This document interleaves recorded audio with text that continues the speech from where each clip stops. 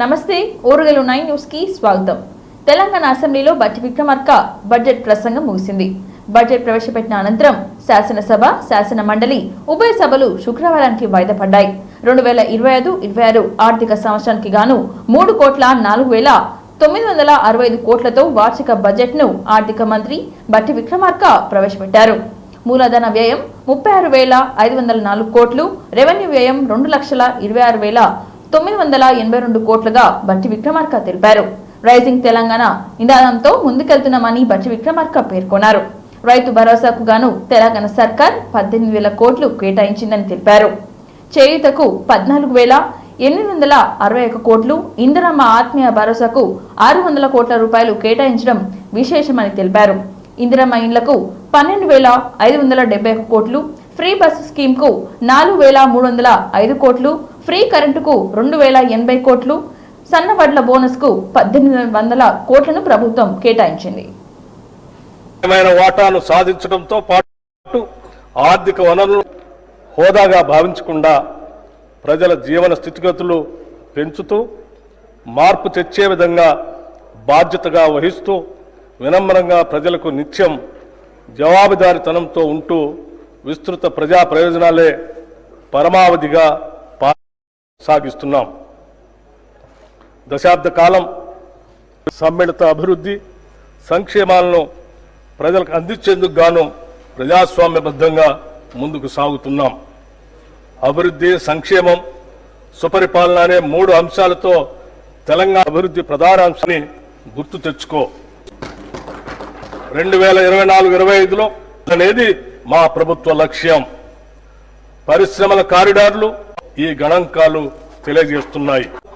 తక్కువ నిధులు కేటాయించడం అన్యాయమని, సొంతంగా లబ్ధిదారులు ఉపయోగించిన సిలిండర్లు సప్తాల వరకు పెంచడం వల్ల దారిద్ర్య మరియు సామాజిక స్థితిగతులు 2,000 రూపాయలు చెల్లించే బృహత్తర పథకాన్ని అమలు చేస్తున్నాం.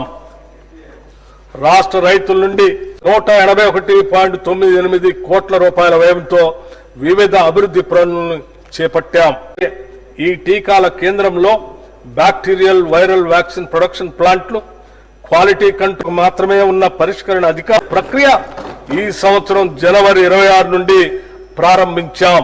సామాజికవేత్తలు, విద్యావేత్తలు 58 యంగ్ ఇండియా ఇంటిగ్రేటెడ్ రెసిడెన్షియల్ పాఠశాలల నిర్మాణానికి పాఠశాలలు ప్రారంభం అయ్యే రోజే విశ్వవిద్యాలయ వారసత్వ కట్టడాన్ని సంరక్షిస్తూనే చెప్పిన ఈ మాటలు నేటికి మన సమాజానికి వర్తిస్తాయి. దానికి తగిన చర్యలు ప్రారంభించాం. మరోలేనివి తెలంగాణ సాధించుకున్న తర్వాత పథకం ద్వారా యువతకు కనీ విని ఎరగని రీతిలో తో పాటు నైపుణ్యాల కొరత తీర్చేందుకు మరియు వివిధ రంగాల అవసరాలకు కావలసిన నిపుణులు ఎంతో సమర్థవంతంగా పనిచేసి దాదాపు 28 కోట్ల రూపాయల ఆదాయాన్ని 1,23,00,000 రూపాయల పెట్టుబడితో ఈ కమిటీలో మహిళా మంత్రులు, అఖ్తర్ నేతృత్వంలో ప్రత్యేక పథకంతో షెడ్యూల్డ్ కులాల సంక్షేమకు 40,232 కోట్ల రూపాయలు, సమర్థవంతమైన పాలనకు స్వయం సహాయక సంఘాల్లో ఉన్న 64 భూమి ధరలో పెట్టడానికి ఆ సామర్థ్యాన్ని రాష్ట్రమంతా నర్సింగ్ కళాశాల 3,025 కిలోమీటర్ల ఎలక్ట్రిక్ పబ్లిక్ ట్రాన్స్పోర్ట్, టీఎంసీల నీటిని ఆంధ్రప్రదేశ్ ను వాడుకోమని గత పాలకులు అది భాగంగా కోట్ల రూపాయలు ప్రతిపాదిస్తున్నాము.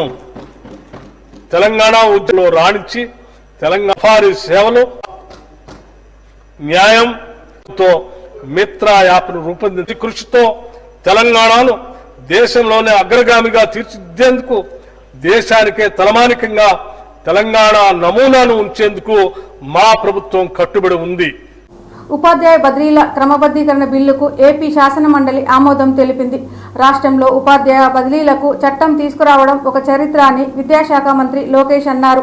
బిల్లుపై చర్చ సందర్భంగా మండలిలో లోకేష్ మాట్లాడుతూ వైకాపా ప్రభుత్వం హయాంలో అడ్డగోలుగా ఉపాధ్యాయ బదిలీలు జరిగాయని ఆరోపించారు. అందరితో చర్చించిన తర్వాతే బదిలీలకు యాక్ట్ తీసుకొచ్చామని చెప్పారు. పారదర్శకంగా ఉపాధ్యాయ సీనియారిటీ జాబితా ఉంటుందని, ఈ బిల్లు ద్వారా కూటమి ప్రభుత్వం చరిత్ర సృష్టించబోతుందన్నారు. ఉపాధ్యాయుల బదిలీల విషయంలో సీఎం చంద్రబాబు పాలనలో పారదర్శకంగా వ్యవహరించామని లోకేష్ పేర్కొన్నారు. 14 నుంచి 24 వరకు ఒకసారి కంపేర్ చేస్తే అధ్యక్ష, 5వ తరగతి పిల్లలు తెలుగు చదవడానికి ఇబ్బంది పడుతున్న విషయం వాస్తవ అధ్యక్ష. 2014 57% మంది పిల్లలు చదవగలితే అది 37.5% పడిపోయింది అధ్యక్ష. ఇది నేను చెప్తాం కాదు, ఏసర్ రిపోర్ట్ 2024 చెప్పింది. ఇంకో పక్కన 8వ తరగతి పిల్లలు 2వ తరగతి తెలుగు చదవగలుగుతారా అంటే 2014లో సుమారుగా 80% ఉంటే 53% పడిపోయింది. అంతేకాకుండా 85% మంది పిల్లలు 3వ తరగతి పిల్లలు కనీసం 2వ తరగతి టెక్స్ట్ బుక్ చదవలేకపోతున్నారు. 63% మంది ఉన్నారు అధ్యక్ష. 90% మంది 3వ తరగతి పిల్లలకి బేసిక్ ఫౌండేషనల్ న్యూమరసీ స్కిల్స్ కూడా లేవని ఏసర్ రిపోర్ట్ పేర్కొనడం జరిగింది అధ్యక్ష. మీరు చూస్తే ఈ రోజు ప్రభుత్వ పాఠశాలల్లో సంఖ్య తగ్గిందనే విషయం వాస్తవం అధ్యక్ష. సుమారుగా 12 లక్షల మంది school education, board of intermediate కలిపితే ఇప్పుడు ఆ సంఖ్య 33. మొత్తంలో కొన్ని అనాలోచిత అంటామా లేదా డిస్కషన్ లో చాలా డీటెయిల్ గా డిస్కస్. సో ఇప్పుడు మన ప్రభుత్వం అంటే కూటమి ప్రభుత్వ అధికారులు మేము బలంగా నమ్మేతో జోడించి అంటే ఇప్పుడు తెలుసుకుని అక్కడ ఏర్పాటు కూడా చేస్తాం. Report model primary school concept తీసుకొచ్చి 60 మంది పిల్లల కన్నా ఎక్కువ ఉంటే అక్కడ కంపల్సరీ 1 క్లాస్ 1 టీచర్ ఇవ్వాలి, నాణ్యమైన విద్య అందించాలి లక్ష్యంతో మన ప్రభుత్వం కృషి చేస్తుందని గౌరవ సభ్యులు తెలుపుకుంటున్నాను. అంతేకాకుండా అధ్యక్ష, భారతదేశంలో ఏ రాష్ట్రం హామీ ఇవ్వని విధంగా మనం ఇస్తున్నాం అధ్యక్ష. గ్యారంటీడ్ ఎఫ్ఎల్ గ్యారంటీడ్ చేస్తున్నాం, అది బాధ్యతగా మేము తీసుకుంటున్నాం. సంఘాలతో కూడా ఎవ్రీ ఫ్రైడే కమిషనర్ గారు కూర్చుంటున్నారు, నీట్ బేస్ నేను కూడా కూర్చుంటున్నాను, వాళ్ళ ఇష్యూస్ ఏముందో తెలుసుకుంటున్నాం. గ్యారంటీడ్ ఎఫ్ఎల్ఎన్ అందించాలని లక్ష్యంతో మేము పనిచేస్తున్నాం అధ్యక్ష. బడ్జెట్ లో 6 గంటలకు నిధులు ఊసలేదని అన్నారు మాజీ మంత్రి కేటీఆర్. నిరుద్యోగులను కాంగ్రెస్ పట్టించుకోలేదని అన్నారు. పెన్షన్, తులం గోల్డ్ పథకాలు ఊసేలేదని చెప్పారు. చేనేతలకు అరకొర నిధులు కేటాయించారని చెప్పారు. నిరుద్యోగ భృతి, రాజీవ్ యువ వికాసం ఏమైందని ప్రశ్నించారు కేటీఆర్. హైదరాబాద్ మహానగరం అధ్వానంగా మారిందని ఫైర్ అయ్యారు. 42 ఫ్లైఓవర్లు, 16 ఫ్లైఓవర్లు తాము పూర్తి చేశాం, మిగిలిన 6 కూడా పూర్తి చేయలేదని అన్నారు. కరోనా వైరస్ కంటే కాంగ్రెస్ ప్రమాదకరమని గతంలోనే చెప్పామని అన్నారు కేటీఆర్. $1 ట్రిలియన్ ఆర్థిక వ్యవస్థ కాదు, $1 ట్రిలియన్ అప్పు చేశారని సెటర్ వేశారు కేటీఆర్. బడ్జెట్ ను ప్రభుత్వం ప్రవేశపెట్టిందని చెప్పి ఈరోజు రాష్ట్రంలోని పేదలు, రాష్ట్రంలోని రైతులు, రాష్ట్ర వ్యాప్తంగా ఉండే మా ఆడబిడ్డలు అందరూ కూడా ఎదురు చూస్తూ ఉన్నారు. కానీ ఒక్క మాటలో చెప్పాలి అంటే ఈరోజు రాష్ట్ర బడ్జెట్ బట్టి విక్రమార్క గారి సుదీర్ఘ ఉపన్యాసం, గంటన్నర ఉపన్యాసం తర్వాత మాకు అర్థమైంది ఏంటి అంటే 6 గ్యారంటీలు గోవిందా గోవిందా అని అర్థమైంది. 6 గ్యారంటీలు మర్చిపోయినారు, తిలోదకాలు ఇచ్చినారు. 100 రోజుల్లో 6 గ్యారంటీలు అనే మాట ఇవాళ పాతర వేసినారు అనే మాట స్పష్టంగా అర్థమైంది. ఈ మాట నేను ఎందుకంటా ఉన్నా అంటే ఈరోజు రాష్ట్ర ప్రభుత్వం ప్రవేశపెట్టిన 2వ బడ్జెట్, వారు అధికారంలోకి వచ్చిన తర్వాత డిసెంబర్ 2023లో ఇది 2వ బడ్జెట్ వారు ప్రవేశపెట్టింది. ఈ 2వ బడ్జెట్ చూసిన తర్వాత రాష్ట్ర వ్యాప్తంగా ఉండే మహిళలు 4000 పెన్షన్ అనేది అఫిడవిట్లు రాసి మరి పూర్తి చేసేది ఉండే. ఆనాడు కేసీఆర్ గారు న్యాయం నెలకు 2500% కాదు, వైన్ షాపుల్లో రిజర్వేషన్ గురించి కనీసం మాట మాత్రంగా కూడా అవుతా ఉన్నారు. ఉద్యోగాలు ఇచ్చింది కేసీఆర్ ప్రభుత్వం, కాయిద భృతి గురించి ఒక్క మాట లేదు. విద్యా భరోసా 6 ఫ్లైఓవర్లు మేమే పూర్తి చేసినాం. ఆ మిగతా 6 కూడా ఎవరో చెప్పినారు, వీళ్ళు చదివిన. మొదటి ప్రాధాన్యత వ్యవసాయం కాదు, మీ మొదటి ప్రాధాన్యత ఢిల్లీకి మూటలు పంపడం. వచ్చే వరకు 31,000 కోట్లు అవుతుంది. కూలీలందరూ నిజంగానే మా వాస్తవాలకు దగ్గరగా ఉంది. సంవత్సరానికి 40,000 కోట్లు అప్పు చేస్తేనే కరెంటు ఉండదు. పంపే అలవాట్లు మానుకొని జై తెలంగాణ. टूम स्टोन सेट टूम स्टोन जारी आपकी है. रेवंत रेड्डी धोखा दे रहा है और उसको आप तरफदारी कर रहे हो. హనుమకొండ నుండి కేవలం 20 కిలోమీటర్ల దూరంలో మండలం గూడూరు విలేజ్ సమీపం పచ్చని చెట్ల మధ్యలో ప్రకృతి అందాలతో పొలాల మధ్యలో సాధన విలేజ్ రిసార్ట్ మీకోసం. Sadhana village resorts, games room, playground, swimming pool, sound system, food supply, మీకు కావలసిన వస్తువులు, 4 ఏసీ కాటేజ్లతో ఆహ్లాదకరమైన ప్రదేశంలో తీర్చిదిద్దాం. Sadhana lodge, AC, non AC room, Alankar centre, Hanamkonda సౌకర్యం కలదు. అతి తక్కువ ధరలతో మీ సాధన విలేజ్ రిసార్ట్స్ మీకు అందుబాటులో. వెంటనే బుక్ చేసుకోండి.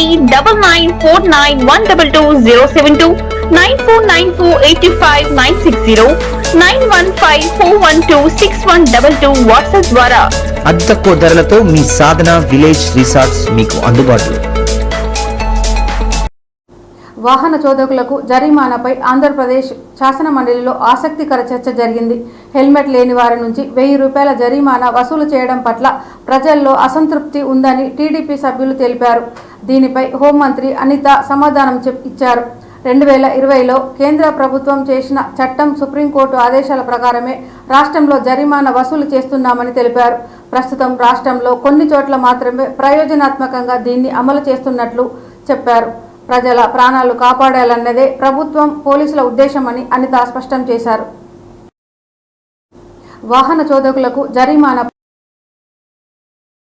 చాలా సెన్సిటివ్ ఇష్యూ అధ్యక్ష. అక్కడ 1000 రూపాయల ప్రాణం అనుకుంటే మనం దేనికి తూకం వేస్తామో ఒకసారి సభ్యులు అర్థం చేసుకోవాలి అధ్యక్ష. అది 1000 రూపాయల వరకు మనకి ఈరోజు ఒక సుప్రీంకోర్టు గైడ్ లైన్స్ అధ్యక్ష. సుప్రీంకోర్టు గైడ్ లైన్స్ ప్రకారం గవర్నమెంట్ ఆఫ్ ఇండియా యాక్ట్లో జీవో నెంబర్ 21, ఇది ఎప్పుడు ఇచ్చిన జీవో అంటే అధ్యక్ష 21/10/2020లో ఇచ్చిన జీవో అధ్యక్ష. 1000 రూపాయలు ఫైన్ విధించాలి హెల్మెట్ లేకుండా అన్నది. ఇది గవర్నమెంట్ ఆఫ్ ఇండియా ఇచ్చిన యాక్ట్ ఇది.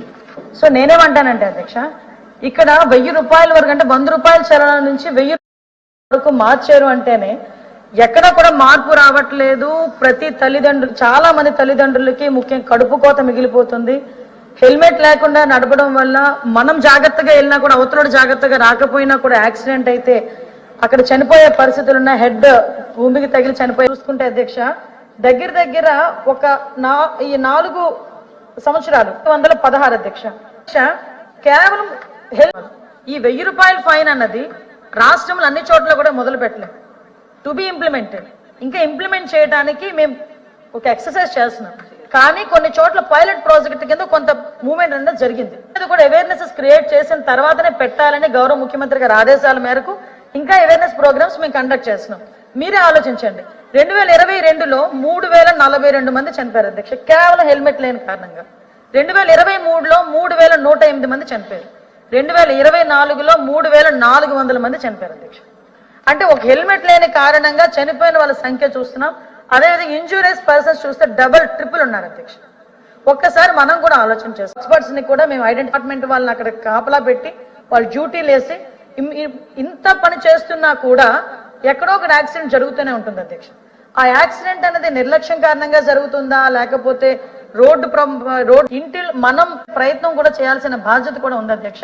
అలాగని 1000 రూపాయలు వేసి ప్రజల మీద దానికి ఆ ఒక్క విషయంలోని గవర్నమెంట్ కూడా తీసుకుంటుంది. ఇందులో పోలీస్ డిపార్ట్మెంట్ వాళ్ళు మీరు ఏదో రూట్ గా బిహేవ్ చేస్తున్నారు, లేకపోతే 1 or 2 మెంబర్స్ ఉండొచ్చు రూట్ గా బిహేవ్ చేసేవాళ్ళు.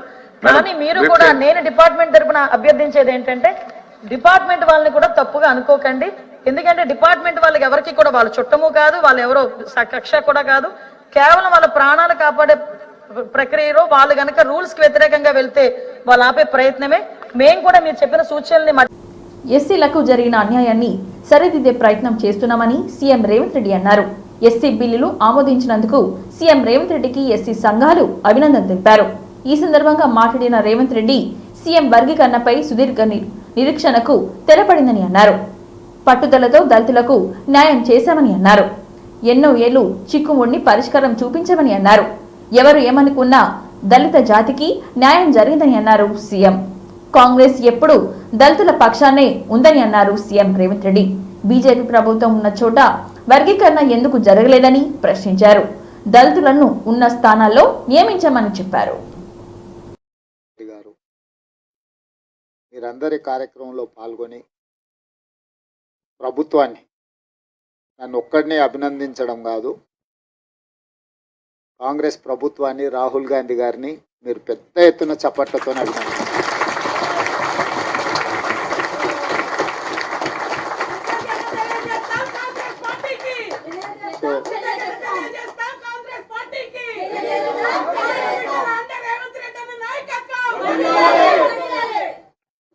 నేను ఎందుకు ఈ మాట చెప్తున్నా అంటే మన నాయకుడు రాహుల్ గాంధీ గారు పట్టుదలతోని లేకపోతే ఈ మాదిగ ఉపకులాల వర్గీకరణ ఆమోద రాజనరసింహ గారు మాకు తప్పకుండా ఇస్తారు కాబట్టి ఉత్తమ సార్లు సమావేశం చేసిన తర్వాత ఇది 7 మంది న్యాయమూర్తులు ఇచ్చిన జడ్జిమెంటు.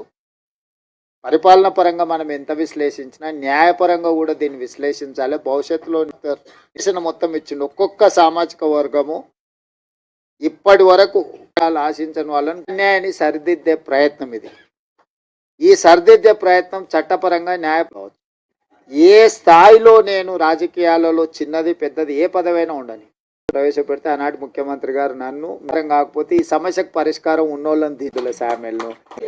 కానీ నేనేందంటే ఈ వర్గాలకు అన్యాయం జరిగింది, ఇక నేను ఉన్నప్పుడు కూడా న్యాయం చేయకపోతే వీళ్ళకి ఎవ్వరు నేను చెప్పిన దామన్నను ముందలు పెట్టి వెనకంగా మేము అందరం ఉండి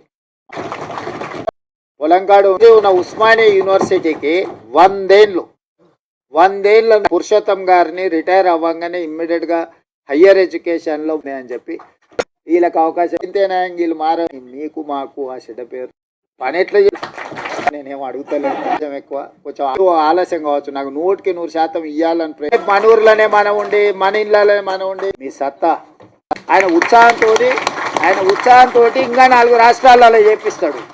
మన ప్రభుత్వం ఉన్న ప్రతి రాష్ట్రంలో అమలు జరిగితే ఆటోమేటిక్గా మిగతాలో కాక సెగ తగులుతూనే ఉంటుంది. కదా తప్పు సప్పుడు ఇప్పిస్తూనే ఉంటుంది కదా వాళ్ళ చెవులకు.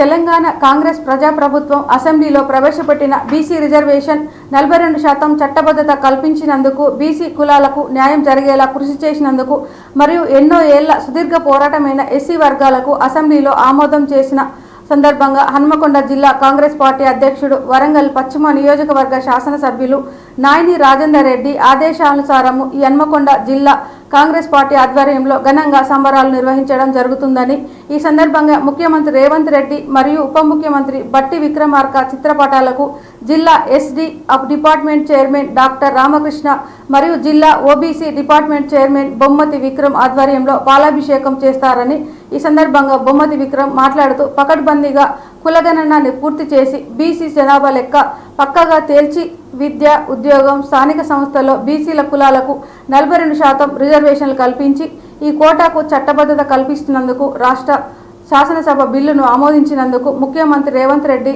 మరియు ఉప ముఖ్యమంత్రి బట్టి విక్రమార్కకు కృతజ్ఞతలు తెలిపారు. సంతోషంగా ఉన్నాం. 30 సంవత్సరాల నుండి ఎస్సీ వర్గీకరణ కోరుతూ ఎంతో మంది అసూలు బాసిన చరిత్ర ఉంది. కానీ ఏ ప్రభుత్వం కూడా మమ్మల్ని పట్టించుకోలేదు. గౌరవ ముఖ్యమంత్రి వర్యులు రేవంత్ రెడ్డి గారు, మా కేబినెట్ మంత్రులు, మా ఎమ్మెల్యేలు, గౌరవనీయులు సోనియా గాంధీ గారి సూచనల మేరకు, రాహుల్ గాంధీ గారి ఆలోచన మేరకు ఈ రోజు మాకు వర్గీకరణ జరిగినందుకు యావత్ తెలంగాణ రాష్ట్రంలో ఉన్న దళితులమందరం కూడా చాలా సంతోషంగా ఉన్నాము. మా దళితులమందరం కూడా ఏకపక్షంగా కాంగ్రెస్ పార్టీకి ఎప్పుడు తోడుగా ఉంటామని తెలియజేస్తున్నాం. ధన్యవాదాలు మిత్రులారా. బడ్జెట్ మొత్తం అబద్ధాలేనన్నారు మాజీ మంత్రి హరీష్ రావు. బడ్జెట్ స్పీచ్ రాజకీయ ప్రసంగంలా ఉందని ఫైర్ అయ్యారు. బడ్జెట్లో అరచేతలో వైకుంఠం చూపించారని మండిపడ్డారు. 72 పేజీల బడ్జెట్ అబద్ధమన్నారు. పేజీలు పెరిగాయి తప్ప సంక్షేమం పెరగలేదని హరీష్ మండిపడ్డారు. అసెంబ్లీ సాక్షిగా మహిళలను మరోసారి మోసం చేశారని విమర్శించారు హరీష్ రావు. మహిళలకు వడ్డీ లేని రుణాలు 5 లక్షలే ఇస్తున్నారని చెప్పారు.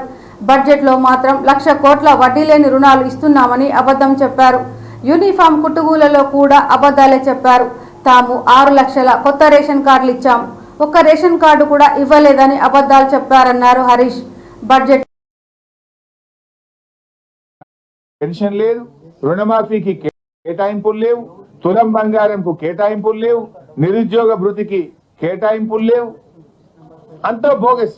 పోయినసారి బడ్జెట్ లో 2024 ఆన్ గోయింగ్ ప్రాజెక్ట్స్, ఈ సంవత్సరంలో 6 పెండింగ్ ప్రాజెక్టులు పూర్తి చేసి నీళ్లు అందిస్తామని 24-25లో చెప్పిండ్రు. అండ్ ఈ సంవత్సరం 12 ప్రాజెక్టులు పూర్తి చేస్తాము అని చెప్పిండ్రు. నేను అడుగుతున్నా, ఒక్క ప్రాజెక్ట్ పూర్తయిందా? అయితే దాని పేరేందో చెప్పండి. బడ్జెట్ ప్రసంగం అంటే ఏమన్నా దగ్గరగా ఉండాలి కదా. 6 పూర్తి చేస్తాను, 6 కాకపోతే 4 అయినాయా, 3 అయినాయా, పాట అన్నట్టు చెప్పిందే చెప్పుడు తప్ప అది అమలైన ఎదుగుదలలో మీరు 138 కోట్ల మిగులు బడ్జెట్ ఉంటుంది, రెవెన్యూ సర్ప్లస్ ఉంటుంది అని చెప్పి ఇందులో ఈ బడ్జెట్ పుస్తకంలో చెప్పారు. రేవాలి కదా, మీ ఆలోచన విధానం దివాలా తీసింది. మీరు బురద జల్లే రాజకీయం వల్ల, దివాలా కోరు రాజకీయం వల్ల మీరు మాట్లాడుతున్నారు తప్ప రమారమి 50,000 కోట్లు అమ్మకానికి పెట్టిండు. ఇంకెన్ని పెట్టవు? 31,618 కోట్లను ఈ రోజు నాన్ ట్యాక్స్ రెవెన్యూలో బోలా 3,003 వచ్చి. అదే విధంగా హ్యామ్ గతంలో మేము రోడ్లు వేయలేదా? పెట్టలేదు. బడ్జెట్ లో కేవలం 10,000 కోట్ల రూపాయలు మాత్రమే పెట్టారు. 11 పెట్టారు, 1000 అది ఎస్టాబ్లిష్మెంట్ పోతుంది, ఉన్నది 10. అంటే ఇవాళ బీసీలకు మొండి చేయి చూపింది కాంగ్రెస్ ప్రభుత్వం, బీసీలను దగా చేసింది కాంగ్రెస్ ప్రభుత్వం. 20,000 కోట్లు పెట్టమని మేనిఫెస్టోలో పెట్టి, కామారెడ్డి డిక్లరేషన్ లో చెప్పి, సబ్ ప్లాన్ పెట్టమని చెప్పి సార్ వచ్చింది 1.34. మధ్యాహ్న భోజన 9 crores వర్సెస్ 1943 crores. ఈ బడ్జెట్ కి వచ్చే వరకు మాయమైపోయింది. 5% ఆఫ్ ద బడ్జెట్. 20,000 స్కూల్ యూనిఫామ్ల కుట్టి ఛార్జీలను జతకు 50 రూపాయల నుంచి 75 రూపాయలకు పెంచడం జరిగింది. 75 రూపాయలు రాలేదు అని స్పష్టంగా చెప్పడం జరిగింది. విషయం రాజకీయ ప్రసంగాలు చేసినట్టు సార్, ఎందుకంటే వీళ్ళు ఏం చెప్పిండ్రు, నయా పైసా బడ్జెట్ లో పెట్టలేదు. మందిని ఏరేసిండ్రు. ఐఎమ్ ఛాలెంజింగ్ అంటే ముఖ్యమంత్రిని నమ్మి కడితే ఇయ్యాలటి వరకు 2 లక్షల మీద ఉన్నోళ్ళకైతే లేదు, కేటాయింపులు లేవు. భారత సంతతికి చెందిన ఆస్ట్రోనాట్ సునీత విలియమ్స్ భారత కాలమానం ప్రకారం బుధవారం వేకువజామున 3:27 ఫ్లోరిడా తీరానికి దగ్గరలో ఉన్న అట్లాంటిక్ మహాసముద్రంలో ల్యాండ్ అయ్యారు. అందులో నుంచి ఒక్కొక్కరుగా ఆస్ట్రోనాట్లు బయటకు వచ్చారు. ఎలాంటి సాంకేతిక సమస్యలు తలెత్తకపోవడంతో అనుకున్న సమయానికి ఆస్ట్రోనాట్లు భూమిపైకి అడుగుపెట్టారు.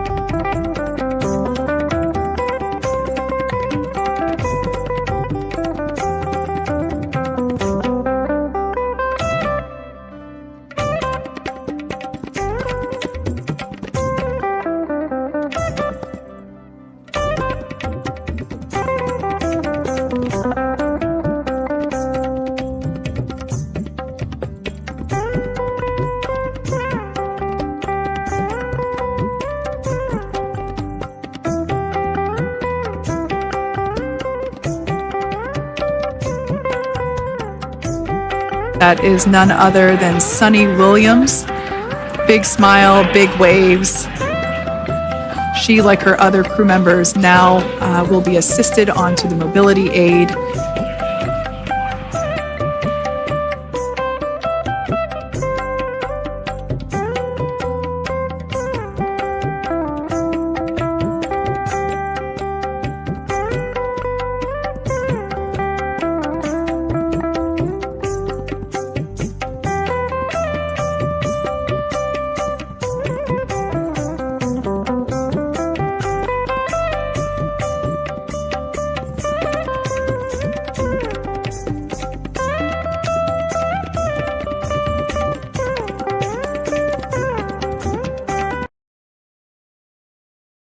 రాష్ట్రంలో ఎండలు మండిపోతున్నాయి. సాధారణం కంటే అదనంగా 4 నుంచి 5 డిగ్రీలు ఉష్ణోగ్రతలు నమోదవుతున్నాయి. 10 దాటితే బయటికి వెళ్లాలంటే జనం భయపడుతున్నారు. అయితే ఎండలు తీవ్రమైన వేడితో సతమతమవుతున్నారు తెలంగాణ వాసులు. వీటికి కొంత ఊరట కలిగింది. రాష్ట్రంలో పలు చోట్ల మరో 3 రోజుల పాటు వర్షాలు పడే అవకాశం ఉందని వాతావరణ శాఖ తెలిపింది. అయితే రాష్ట్రంలోని పలు ప్రాంతాల్లో ఉరుములు మెరుపులతో కూడిన వడగళ్ల వాన్లు తుఫాన్లు సంభవించే అవకాశం ఉందని హెచ్చరించింది వాతావరణ శాఖ. తెలంగాణలో ఉరుములు, బలమైన ఈదురుగాళ్లు, వడగళ్ల తుఫాన్లు సంభవించే అవకాశం ఉందని కూడా తెలిపింది. మార్చి 22న సెంట్రల్, నార్త్ తెలంగాణతో ప్రారంభమై మార్చి 23, 24న దక్షిణ, తూర్పు తెలంగాణ వరకు విస్తరించే అవకాశం ఉందని హెచ్చరించింది. తూర్పు తెలంగాణలో తీవ్రమైన తుఫాన్లు సంభవించే అవకాశం ఉందని తెలిపింది. మార్చి 22, 23 తేదీల్లో తెలంగాణలో మంచిర్యాల, పెద్దపల్లి, భూపాల్పల్లి, ములుగు, మహబూబాబాద్, భద్రాద్రి కొత్తగూడెం, ఖమ్మం, ఆదిలాబాద్, నిజామాబాద్, కామారెడ్డి, మెదక్, సంగారెడ్డి, వికారాబాద్, నారాయణపేట్, గద్వాల్లో కూడా ఈదురుగాలతో కూడిన తుఫాన్కు అవకాశం ఉందని తెలిపింది. మరోవైపు ఇదే 22, 23 తేదీల్లో హైదరాబాద్ నగరంతో పాటు మరో 17 జిల్లాల్లో వర్షాలు కురిసే అవకాశం ఉందని తెలిపింది.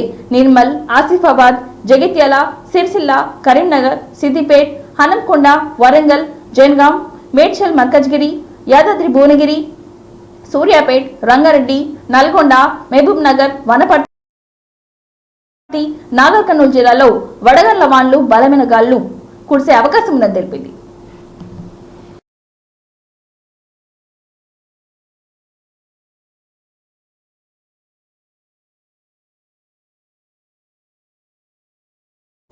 ఈ వార్తలు ఇంతటితో సమాప్తం. మరిన్ని వార్తలతో మళ్ళీ కలుద్దాం. చూస్తూనే ఉండండి ఓరుగల్లు 9 న్యూస్.